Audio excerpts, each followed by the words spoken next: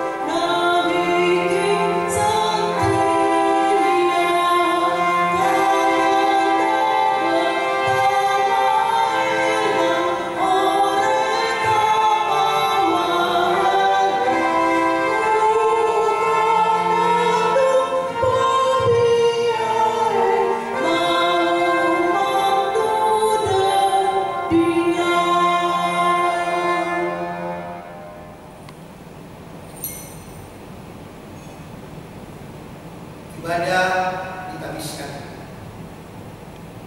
dengan nama Bapa, Anak, dan Roh Kudus. Amin. Tuhan menyertai kamu sekalian.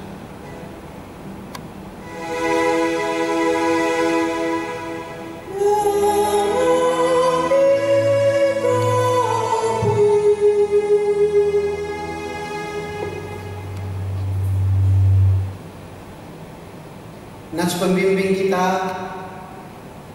pagi ini diambil dari 2 Korintus 4 ayat 15. Sebab semuanya itu terjadi oleh karena kamu, supaya kasih karunia yang semakin besar berhubung dengan semakin banyaknya orang yang menjadi percaya, menyebabkan semakin melimpahnya ucapan syukur bagi kemuliaan Allah.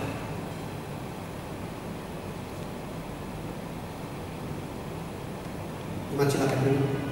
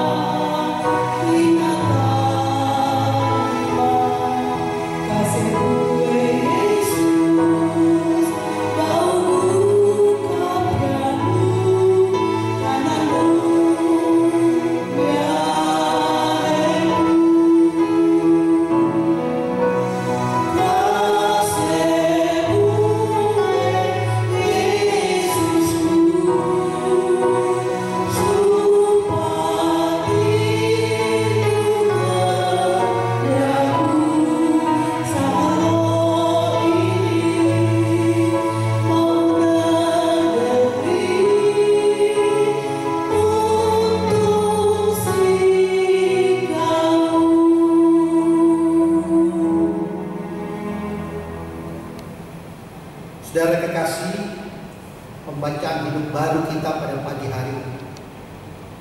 Karena itu sebagai orang-orang pilihan Allah yang dikuduskan dan dikasihinya, kenakanlah belas kasihan, kemurahan, kerendahan hati, kelemah lembutan dan kesabaran. Sabarlah kamu seorang terhadap yang lain, dan ampunilah seorang akan yang lain apabila yang seorang menaruh dendam terhadap yang lain. Sama seperti Tuhan telah mengampuni kamu, kamu perbuat juga demikian. Dan di atas semuanya itu, kenakanlah kasih sebagai pengikat yang mempersatukan dan menyempurnakan. Hendaklah damai sejahtera Kristus memerintah dalam hati. Karena untuk itulah kamu dipanggil menjadi satu tubuh, dan bersyukurlah.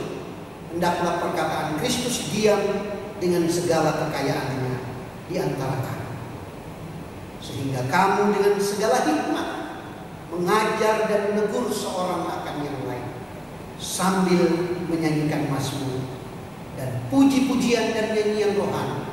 Kamu mengucap syukur kepada Allah di dalam hatimu, dan segala sesuatu yang kamu lakukan dengan perkataan atau perbuatan, lakukanlah semuanya itu dalam nama Tuhan Yesus, sambil mengucap syukur oleh Dia kepada Allah Bapa kita.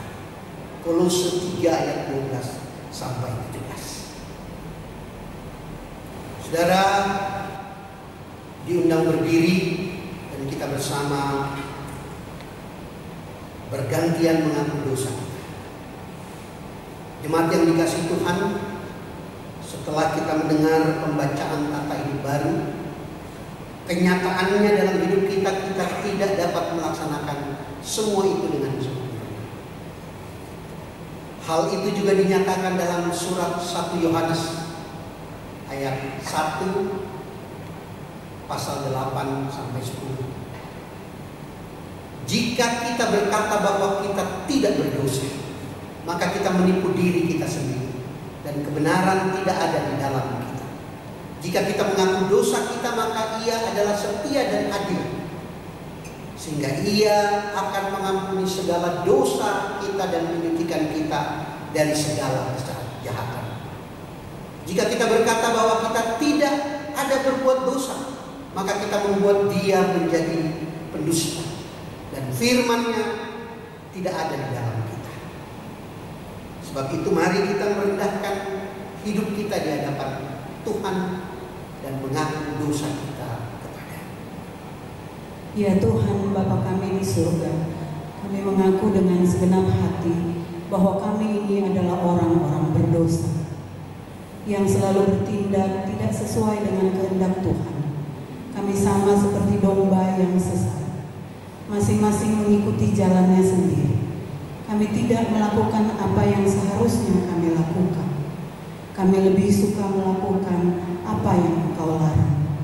Kami mengaku jika Engkau tidak menolong kami, maka kami tidak sanggup melaksanakan perintah-Mu sesuai kehendak-Mu. Kami percaya bahwa Engkau Maha Pengasih dan Penyayang yang tidak menghendaki kami binasa, melainkan supaya kami bertobat dan meninggalkan segala sesuatu yang tidak Engkau kehendaki, lalu hidup di dalam keselamatan. Karena itu kami mohon, ampunilah dosa kami ya Tuhan Yesus, Anak Domba Allah yang mengampun dosa isi dunia. Kasihani dan baharuilah hati kami, agar kami layak disebut anak-anak Tuhan. Amin.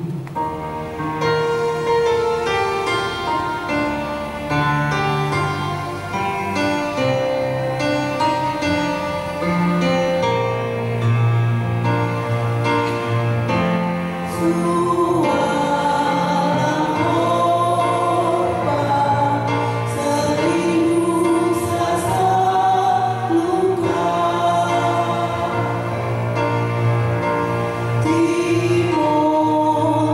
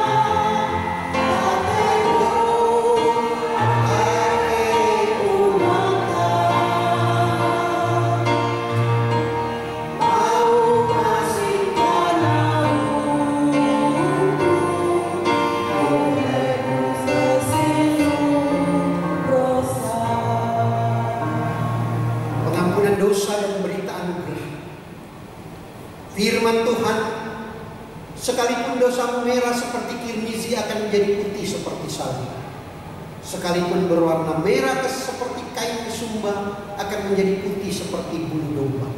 Yesaya 1 ayat 18. Tuhan Yesus berkata, aku pun tidak menghukum engkau. Pergilah dan janganlah berbuat dosa lagi mulai dari sekarang. Yohanes 8 ayat 11. Kepada kita semua yang telah mengaku dosa di hadapan Allah dengan tulus ikhlas, sebagai hamba Yesus Kristus, kami memberitakan dosa kita semua sudah diampuni demi nama Allah Bapa, Anak, dan Roh Kudus. Amin.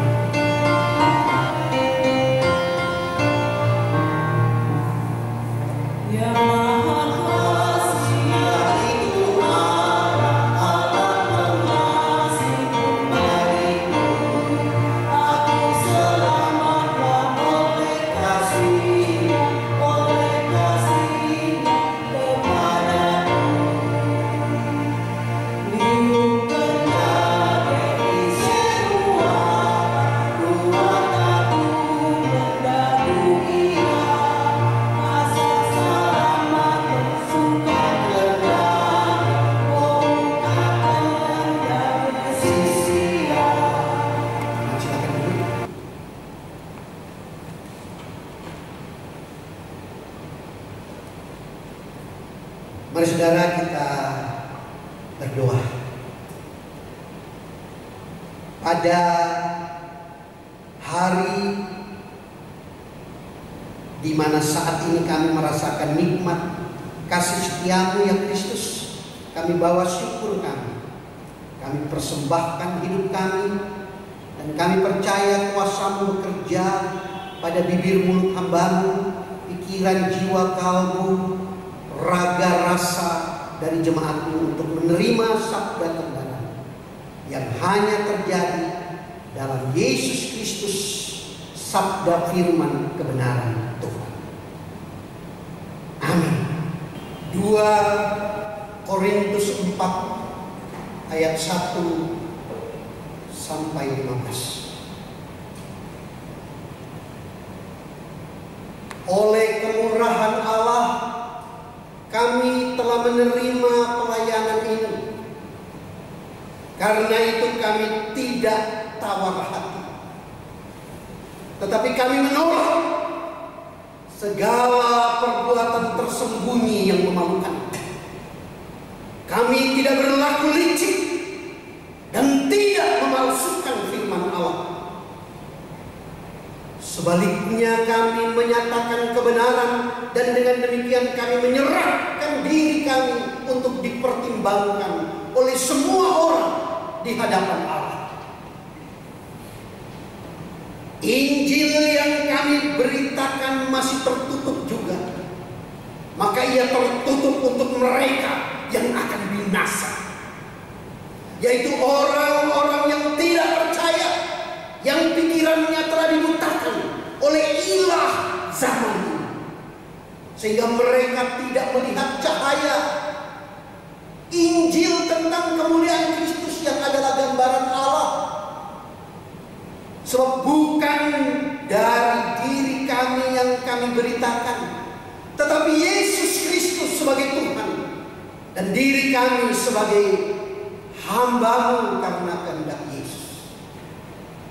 Sebab Allah yang telah berfirman, dari dalam gelap akan terbit terang, Ia juga yang membuat terangnya bercahaya di dalam hati kita, supaya kita beroleh terang dan pengetahuan tentang kemuliaan Allah yang nampak pada wajah Kristus.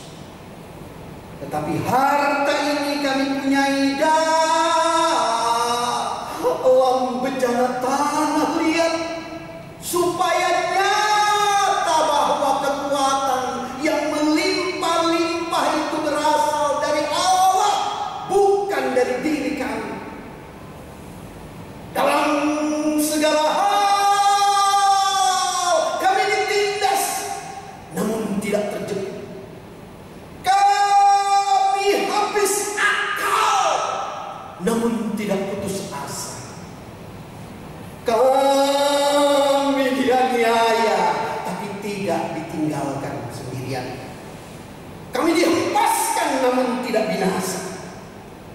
Kami senantiasa membawa kematian Yesus di dalam tubuh kami, supaya kehidupan Yesus juga menjadi nyata di dalam tubuh kami. Sebab kami yang masih hidup ini terus-menerus diserahkan kepada maut karena Yesus, supaya juga hidup Yesus menjadi nyata di dalam tubuh kami yang fana ini. Maka demikianlah maut giat di dalam diri kami dan hidup giat di dalam kami. Namun karena kami memiliki roh iman yang sama seperti ada tertulis, aku percaya sebab itu aku berkata-kata, maka kami juga percaya dan sebab itu kami juga berkata-kata. Karena kami tahu bahwa Ia yang telah membangkitkan Tuhan Yesus akan membangkitkan kami juga bersama-sama dengan Yesus, dan Ia akan menghadapkan kami bersama-sama dengan kamu kepada dirinya. Sebab semuanya itu terjadi oleh karena kamu, supaya kasih karunia yang semakin besar berhubung dengan semakin banyaknya orang yang menjadi percaya menyebabkan semakin melimpahnya ucapan syukur bagi kemuliaan Allah. Firman-Mu itu pelita bagi kaki kami dan terang pada jalan hidup kami. Hendaklah kami menjadi pelaku firman dan bukan hanya pendengar saja. Yakobus 1 ayat 20. Haleluya.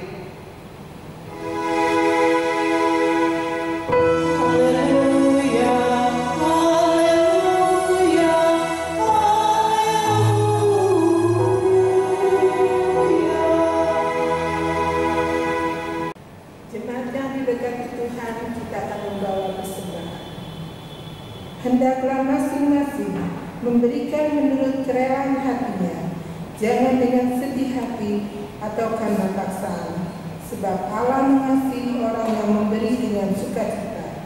2 Korintus 9 ayat 7.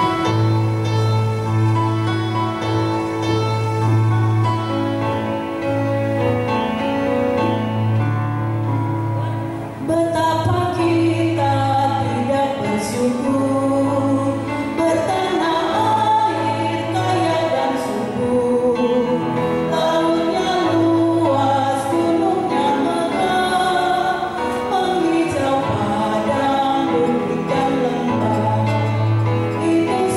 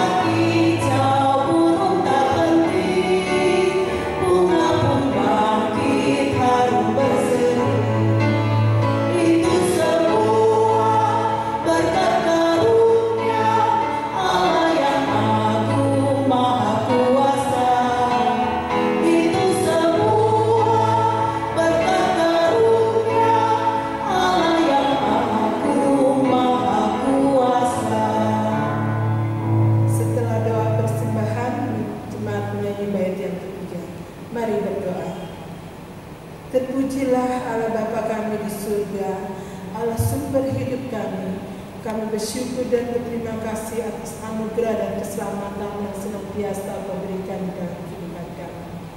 Saat ini kami bawa persembahan syukur kami kepadamu. Berkatilah persembahan ini Tuhan, agar dapat dipakai bagi pelayanan kasih dan keadilan di tengah persekutuan kami di gereja kami.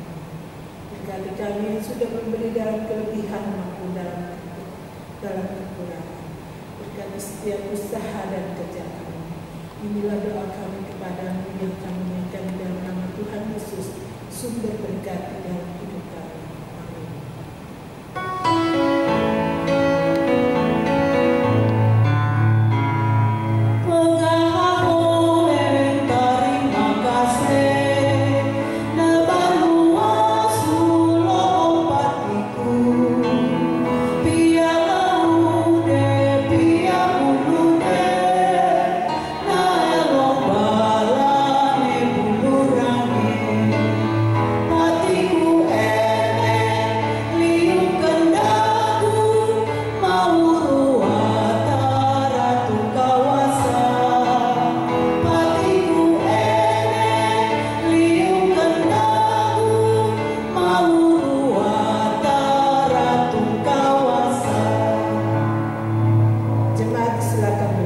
Saudara, tahun 1974,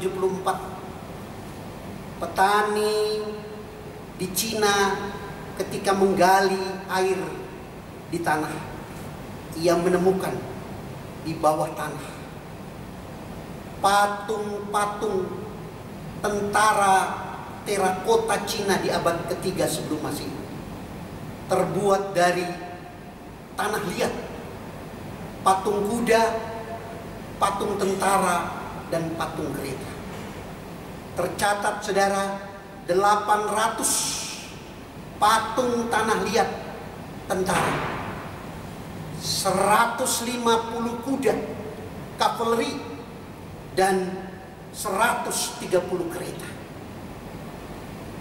Sekarang terakota di Cina itu menjadi objek wisata dunia yang terkenal. Kita telusuri saudara, apa yang Paulus katakan. Mari. Prahara Korintus adalah luka kita semua. Kota Korintus adalah kota di pelabuhan, kota di mana aliran kepercayaan, agama, ideologi, paham politik masuk di sana. Korintus menjadi kota kosmopolitan pertama di Perjanjian Baru. Di dalam jemaat kota Korintus masuklah pengajar-pengajar imitasi. Kalau tidak mau disebut penginjil-penginjil palsu. Mereka seolah-olah memberitakan kerajaan surga, padahal mereka mencari kenikmatan diri. Perpecahan keyakinan terjadi di Korintus. Ketertekanan kelompok minoritas, perbantahan dogmatis terjadi di Korintus. Bahkan Paulus mencium kecongkakan spiritual. Orang-orang yang merasa sudah beriman dengan melakukan seluruh tindakan peribadatan keagamaan. Sehingga di tengah keadaan Korintus, seluruh kemungkinan kemodernan pada waktu itu ada di Korintus. Kita berada pada tahapan ini, saudara. Kemajemukan kepercayaan berada di tengah lingkungan yang berbeda. Tercipta kesenjangan sosial ekonomi yang tinggi, terutama imbas dari COVID-19 ini. Corona juga memberi dampak ekonomi, bukan sedikit saudara. Saudara-saudara kita yang dirumahkan. Jurang antar generasi terjadi. Generasi tua, generasi muda. Kita bisa bayangkan, dulu tidak pernah terpikir oleh kita akan ibadah seperti ini, bukan? Dulu kita menghina anak-anak muda kita beribadah dengan handphone. Dulu kita anggap kejadian ini sebagai fenomena milenial. Tetapi begitu COVID datang, kita masuk di peradaban milenial. Semuanya tidak lagi menjadi sebuah kerumunan, tetapi ada di dalam sebuah tayangan virtual. Itu menjadikan jurang generasi juga tercipta. Gesekan peradaban. Peradaban yang amat sangat kuat menciptakan ancaman kegelisahan.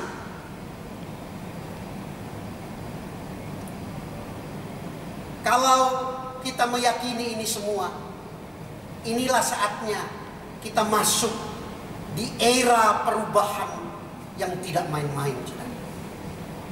Bacaan kita pagi ini tegas. Rasul Paulus membedakan kami dan kamu. Maka apa yang bisa kita dapat? Beriman di tengah pandemi COVID-19 ini. Kita lanjutkan. Jemaat Korintus seperti kita saat ini, saudara, mengalami beribu kesulitan. Perubahan menjadikan Paulus geram. Ada sebuah cerita tentang penyakit sampar, ditulis oleh sastrawan terkemuka Albert Camus.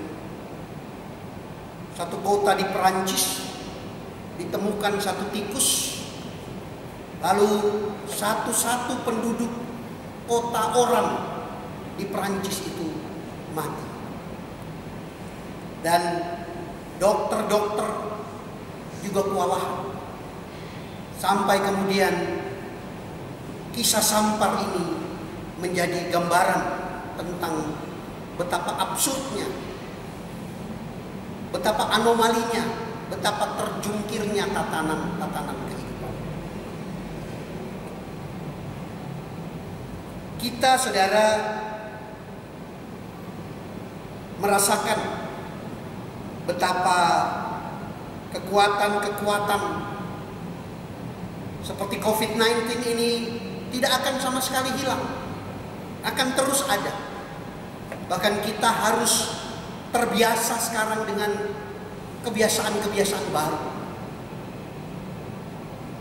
Sama seperti sampar, kolera, flu, tetap akan ada. Yang berubah adalah cara kita hidup. Dunia bermanusia dijungkir balikan oleh COVID-19. Corona membuat kita terperangah. Sentuhan jadi tabu. Berdekatan aib. Dan kehadiran menimbulkan jarak. Tidak bisa lagi kita berkerumun. COVID menegaskan perbedaan antara bersekutu dan berkerumun.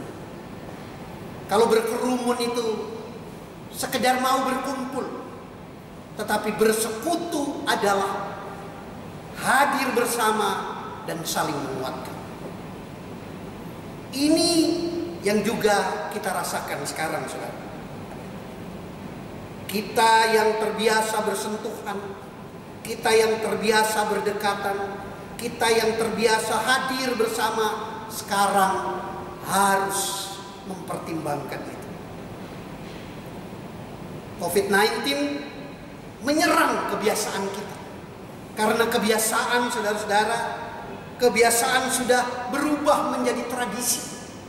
Dan tradisi menjadi budaya. Budaya kemudian bersalin rupa jadi kepercayaan. Dan kepercayaan mengental menjadi keyakinan. Kalau sudah keyakinan, urusannya adalah dogma. Kita sulit membuang kebiasaan-kebiasaan lama.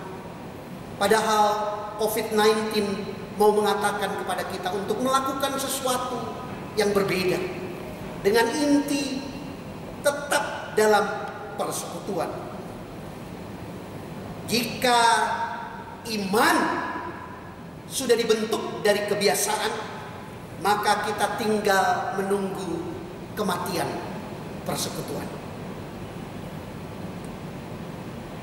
Dalam pengertian inilah kita perlu belajar dari Rasul Paulus.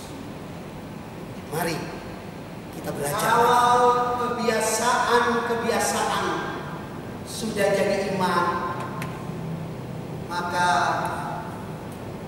kita berhadapan dengan kematian. Tetapi Alkitab menjawab dengan sangat indah. Dalam Kidung Agung, Sastra Hikmat mengatakan, cinta kuat seperti maut. Berarti ada yang setara dengan maut, yaitu cinta. Cinta inilah yang kemudian disampaikan oleh Rasul Paulus. Paulus memakai jawaban dari permasalahan menyeluruh terhadap Korintus dengan sebuah judul cinta atau kasih. Paulus memakai bahasa bejana tanah liat. Kita, kata Rasul Paulus, adalah harta dalam bejana tanah liat. Saudara, dambaan utama umat Israel yang nomaden, yang tidak punya tanah, adalah hadirnya tanah. Sama seperti saudara-saudara jemaat Gemisa itu. Doa lahan, doa tanah, doa untuk tempat beribadah menjadi seimbang dengan pencarian Israel. Karena itu sejarah Taurat mengatakan manusia pertama adalah Adam. Adam berarti Adamah. Adamah adalah tanah. Betapa pentingnya tanah bagi masyarakat Israel. Paulus mengatakan bejana tanah liat. Paulus memulai dari kepentingan tanah yang dimaksud. Israel bangsa yang rindu tanah. Keluar dari Mesir, mereka tidak punya tanah. Mereka beroleh Kanaan, tetapi kemudian mereka dibuang ke Babilonia. Lalu dari Babilonia mereka dipulangkan ke Yerusalem. Semuanya meyakini bahwa tanah menjadi kekuatan. Kalau Rasul Paulus berkata, bejana tanah liat dimulai dari tanah. Liat, saudara-saudara, tanah liat. Liat itu berarti ulet, teguh, kuat, tahan, tegar, keras, tegas, mantap, tak tergoyahkan, giat, gigih, kenyal.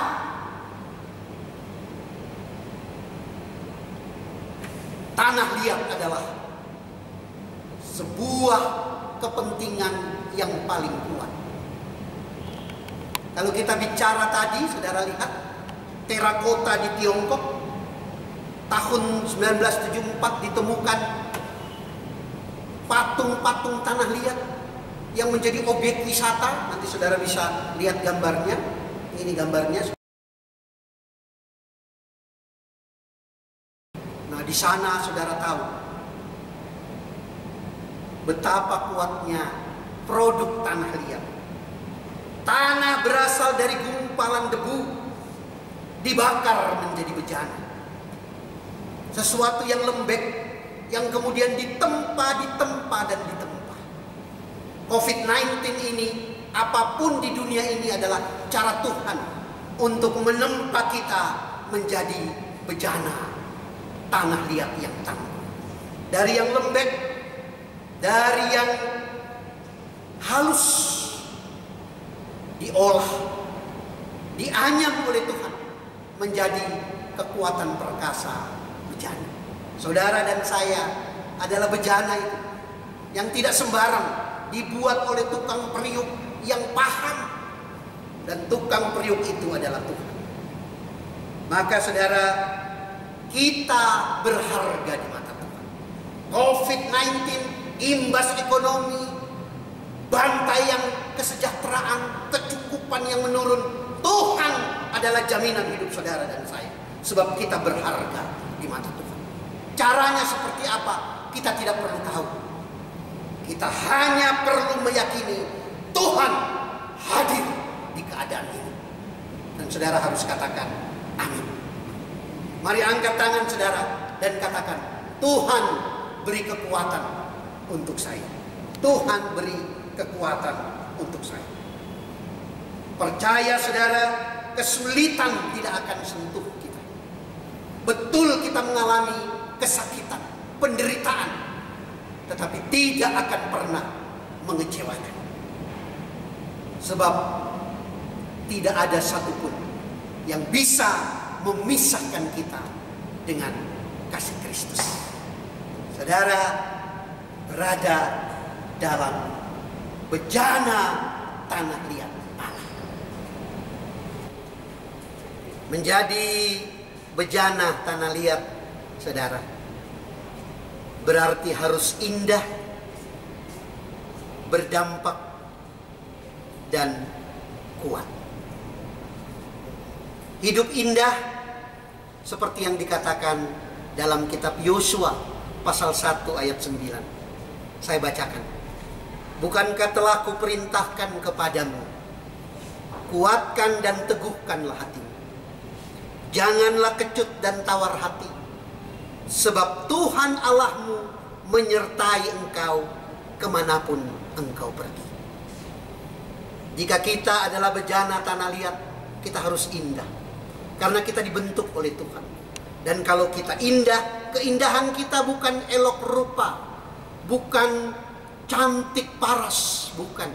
Tetapi pribadi, karakter kita adalah karakter orang percaya. Bahwa kesulitan akan diubah menjadi kesempatan.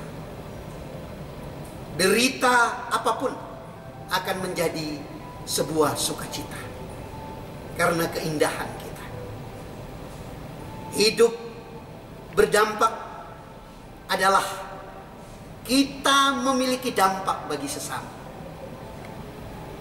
Dampak kita bagi sesama sederhana, saudara. Jaga jari, jangan asal copy paste berita lalu kirim, ternyata hoax. Kita ini waduh, begitu dapat berita langsung kirim tanpa melihat apakah benar atau tidak. Orang merasa bangga bisa menjadi pengirim pertama dari sebuah berita, padahal isinya palsu, seperti penginjil palsu di Korintus. Jika saudara dan saya mau berada di sebuah medan yang berdampak, maka saudara perhatikan baik-baik berita. Tahan diri untuk copy paste, forward, posting. Nanti loh kalau udah berita-beritanya hoax, nyahok kan? Maka kita kirimkan kabar-kabar yang optimis, kabar-kabar yang penuh pengharapan, posting-posting yang menyukakan hati dan membuat bukan harapan palsu, tetapi keyakinan. Itulah hidup yang berdampak. Jadi saudara-saudara, justru di tengah keadaan COVID ini, jangan merasa bangga sebagai penyebar berita pertama. Padahal kita sebenarnya penyebar berita kesekian ratus. Itu pun kontennya, isinya hoax, palsu, bohong. Salah satu contoh, dulu ada peti mati di sebuah negara, orang-orang bergelimpangan, dan diberitakan itulah korban-korban COVID-19 yang tidak bisa dikelola oleh negara. Orang takut.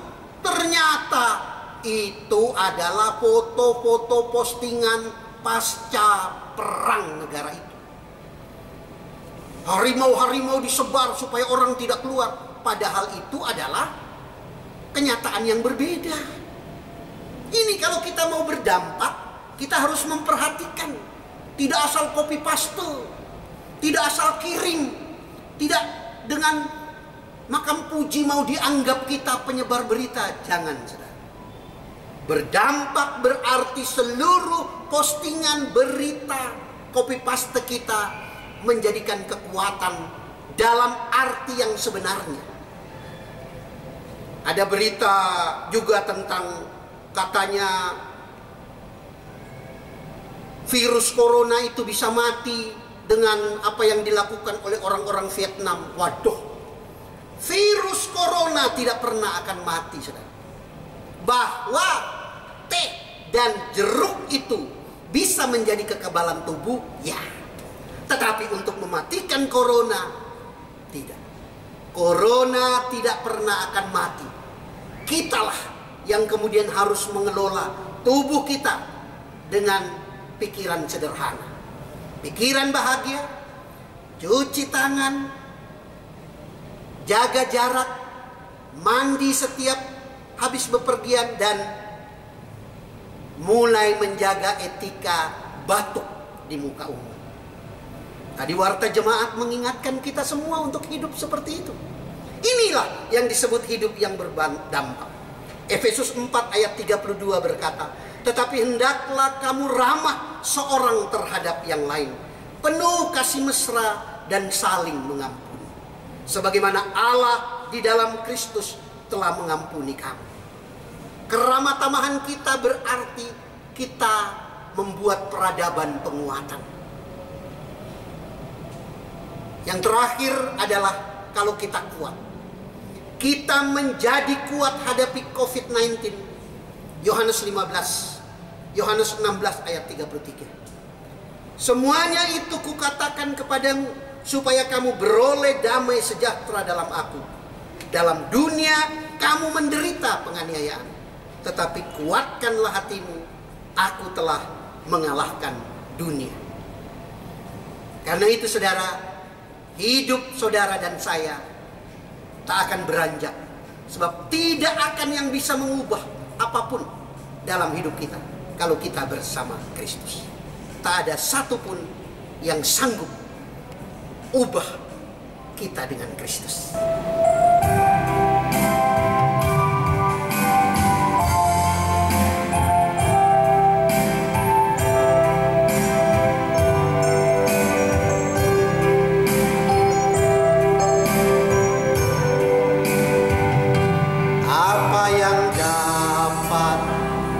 Memisahkan dari kasih-Mu Tuhan, sahabatku. Kelaparan-Kah, ketelanjangan-Kah, tak satu pun, tak satu. Apa yang dapat memisahkan dari kasih-Mu Tuhan, sahabatku? Aniayakah, penderitaan, tak satu pun, tak satu pun. Tiada satu pun seperti Kau, Yesus. Kau sahabat yang sejati. Dalam bahaya Kau menggendongku. Engkau Yesus, sahabatku.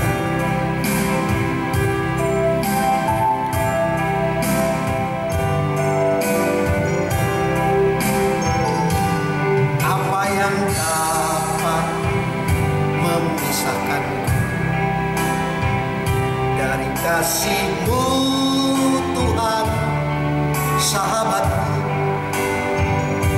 sakit penyakit, pencobaan tak satu pun, tak satu pun, tiada satu pun seperti-Mu Yesus, Kau sahabat yang sejati. Dalam bahaya Kau menggendong, Engkau Yesus sahabat, Engkau Yesus sahabat.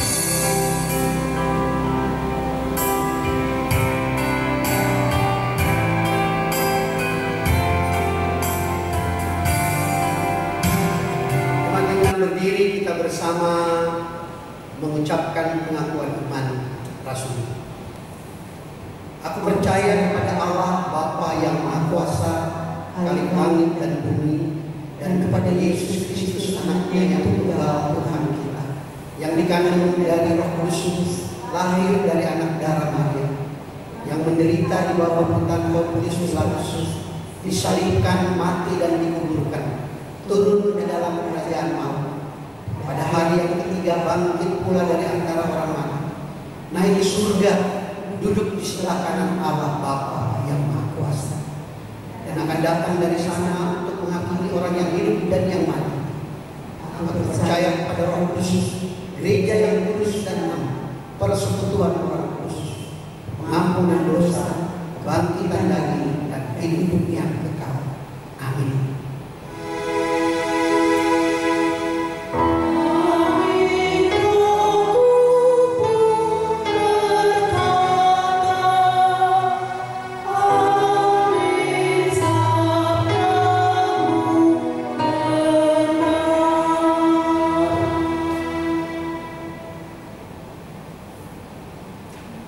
Mari saudara, kita tunduk dan jemaat diundang duduk.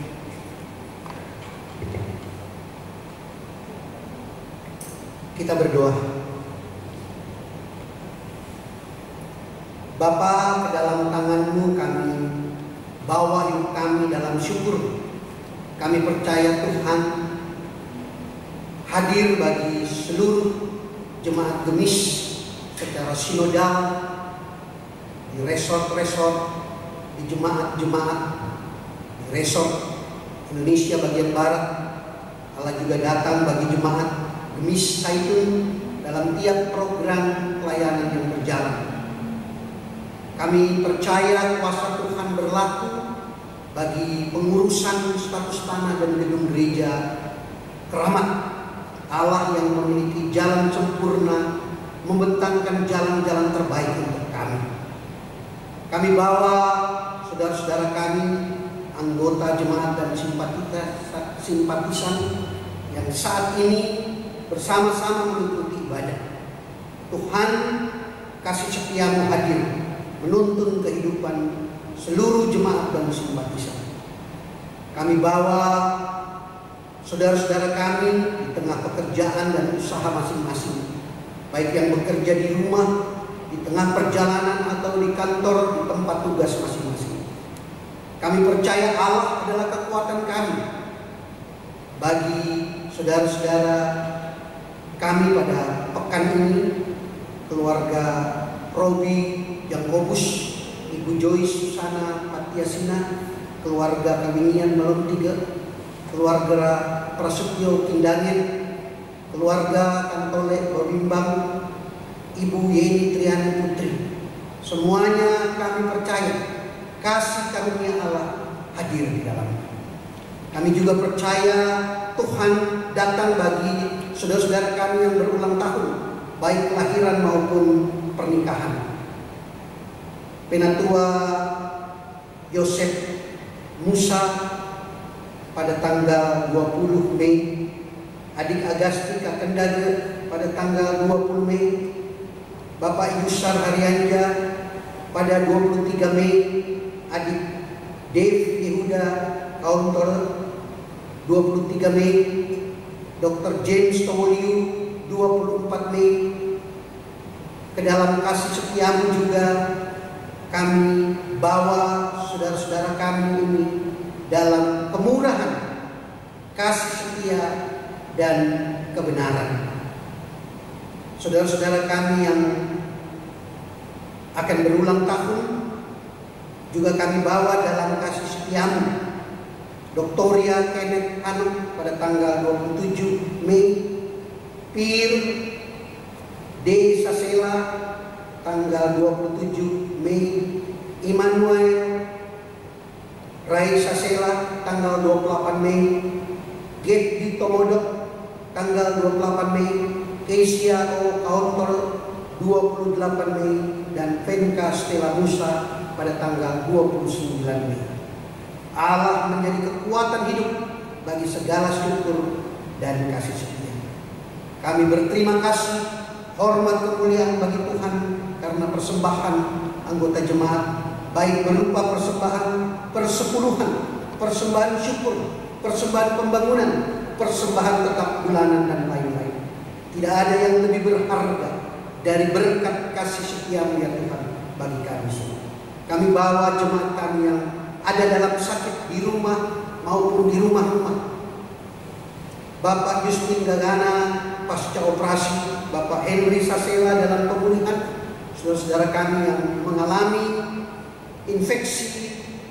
terinfeksi COVID-19 yang terimbas oleh keadaan kehidupan saat ini. Saudara-saudara kami yang lanjut usia, para janda, duda, dan yatim piatu. Kasih karunia Tuhan kami percaya hadir. Kami bawa dalam keyakinan bagi anak-anak kami untuk menghadapi ulangan dan mencari pekerjaan. Saudara-saudara kami yang berjuang terus di tengah kondisi bangsa dunia saat ini dalam menghadapi pandemi COVID-19. Tuhan, tuntunan tangan-Mu saja yang kami percaya menguatkan, menyehatkan, menghadirkan kekebalan imunitas yang prima bagi kehidupan kami. Dalam Kristus kami percaya, sebab kami yakin kuasa Allah bekerja seperti doa yang Tuhan ajarkan bagi kami semua. Bapa kami yang di surga, dikuduskanlah nama-Mu, datanglah kerajaan-Mu, jadilah kehendak-Mu di bumi seperti di surga. Berikan pada hari ini makanan kami yang secukupnya. Ampuni segala kesalahan kami, seperti kami juga mengampuni orang yang bersalah pada kami. Jangan bawa kami ke dalam pencobaan, tapi lepaskan kami dari yang jahat. Karena Engkau yang punya kerajaan, kuasa, dan kemuliaan sampai selama-lamanya. Amin. Jemaat yang dikasihi Tuhan Yesus Kristus, Warta Jemaat hari ini Minggu 24 Mei 2020. Majelis Jemaat mengucapkan selamat hari Minggu dan selamat menyongsong HUT Gemis ke-73 tahun dan Hari Pekabaran Injil Gemis ke-163 tahun. Terima kasih kepada Pendeta Glorius D. Bawengan MTH yang telah melayani firman Tuhan hari ini. Terima kasih kepada Bapak, Ibu, Saudara-saudari, anggota jemaat dan simpatisan yang sudah beribadah bersama dari rumah masing-masing. Kiranya Tuhan senantiasa memberkati persekutuan dan pelayanan kita. Jemaat yang dikasihi Tuhan, selanjutnya mari kita ikuti ringkasan warta pelayanan dalam pekan ini.